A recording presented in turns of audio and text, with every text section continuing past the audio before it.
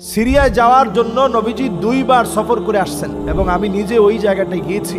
সাজারে বুতাম নামে একটা গাছ আছে, আমাদের বাংলাদেশে যে গাছটাকে আমরা বলি সাহাবি গাছ। এই গাছের সামনে নবীজি 2 বার গেছেন। একবার হচ্ছেন ছোটবেলায় যখন চাচার সঙ্গে গেছেন, একেবারে নবীজির ছোটবেলা কালবেলাতে নবীজি যখন গেছেন, তখন নবীজি গাছটার নিচে যখন বসছেন, গাছটা চতুর্দিক থেকে ঝুঁকে গেছে আমার নবীকে দেখে। সেই জায়গায় একজন খ্রিস্টান পাদ্রী ছিল, তার নাম ছিল বাহিয়ারা। সে দেখা মাত্র বুঝে ফেলছে এটা সাধারণ কোনো যুবক না।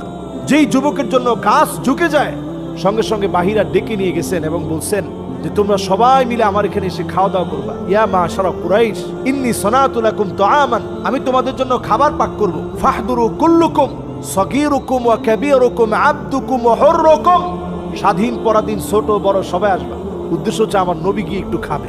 সুবহানাল্লাহ। নবীজি যখন খাওয়া শুরু করছেন, পাদ্রী তাকায় আস, অন্য সবার মতো নবীজি খায় না।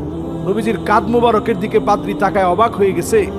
নবীজির কাঁধের মাঝখানে কাযিরনিল হাজালা, কবুতরের ডিমের মতো খতমে নবুয়তের একটা সিলমোহর লাগানো ছিল। সুবহানাল্লাহ বিহামদি। এটা দেখে তো পাদ্রী অবাক হয়ে গেছে এবং জিজ্ঞাসা করছে তার আব্বা কোথায়।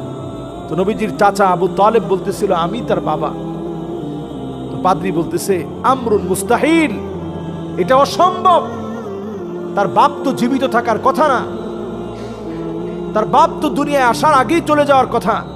আমরুন মুস্তাহিল, এটা অসম্ভব বিষয় যে তার বাপ দুনিয়ায় বেঁচে থাকবে। নবী সাল্লাল্লাহু আলাইহি সাল্লামকে নিয়ে চাচা চলে আসলেন। এটা হচ্ছে একবার।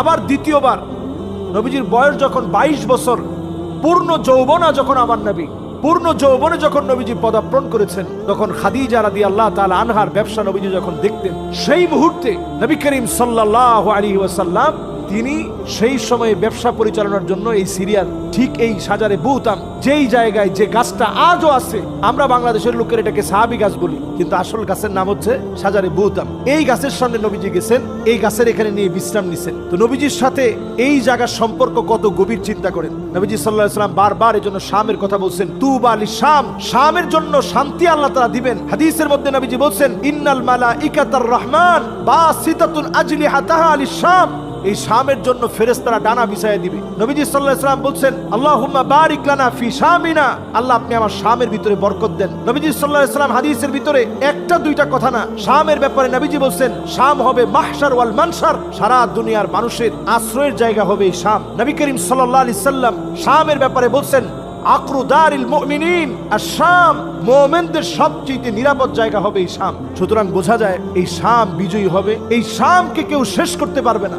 সমস্ত নবী আম্বিয়া আলাইহিমুস সালামদের ভিতরে সবচেয়ে বেশি নবী আম্বিয়া আলাইহিমুস সালাম এই শামের ভিতরে আল্লাহ